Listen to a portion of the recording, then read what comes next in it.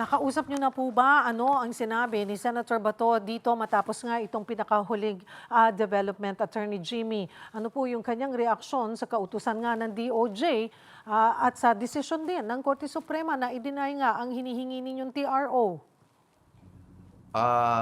Sana po maniwala ang taong bayan na siguro po dahil sa pagmamahal sa amin ni Senator Bato at sa kanyang military strategy experience, hindi po talaga kami nagkakaroon ng komunikasyon. Mhm. Pero lahat naman po ng aming legal remedies ay na-predict na namin, no?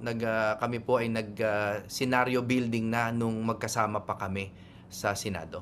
Mhm. So paano po yun, Attorney Jimmy? Ngayon ang daming legal matters ano, na inaasikaso nyo dahil kayo nga yung legal team ni Senator Bato na wala siya doon sa pagdedesisyon kung hindi nyo po siya nakakausap.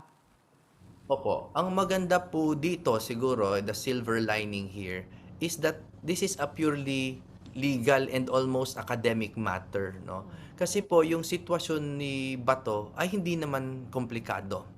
Ito po ay isang Filipino citizen na na gustong arestuhin ng kanyang kapwa Pilipino batay sa isang banyaga na or malayo na batas na hindi naman tayo sinasaklaw.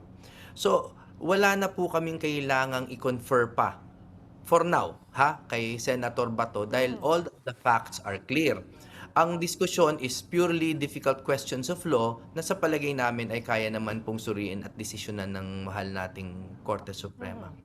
Yung pong walang komunikasyon o hindi na pakikipag-communicate for now, ano po, ni Senator Bato, was this something that was discussed before po magkahiwa-hiwalay kayo na ganito dapat, it's best, or mula sa punto de vista po ano, ng isang lawyer, ay talagang yun yung pinaka-safe, na wala munang komunikasyon?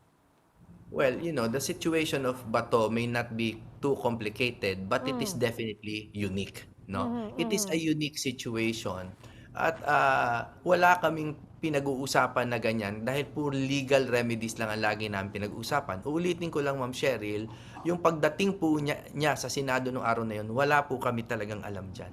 Mhm, At mhm, pati po yung pag-alis niya, wala din kaming alam. At mhm. kung saan siya pumunta, wala rin po kaming alam, and it is clearly by definite design, intentional design of our principal. Mhm. Pero sakali mang mag-usap kayo, I mean, of course, hindi, iba na rin yung sitwasyon ngayon eh, di ba, attorney?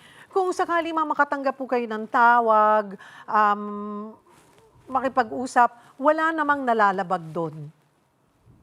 Again, sa opinion namin, wala namang nalalabag kahit nung simula pa, no? Nung simula pa, sinasabi na siya ay fugitive, hindi naman siya fugitive dahil wala naman pong local charges against him. Paano po magiging fugitive kung walang kaso? Therefore, pagdating po sa harboring or aiding, abetting, obstruction of justice, no? Paano po malalabag din yon kung wala ngang nilalabag pa yung principal? Mhm. So, there are no laws being broken here. However, we all must admit that there is a battle of narratives ongoing right now, no? Mhm. Yan po ang mahirap, yung mga usap-usapin sa Facebook, nagkakaputol-putol at hindi na po naiintindihan ng tao yung buong context ng nangyayari. Mhm. So, ang malinaw po naming stand is there are no laws being broken as of Mhm. yet. So, sana po litisin na lang siya dito sa Pilipinas. Mhm.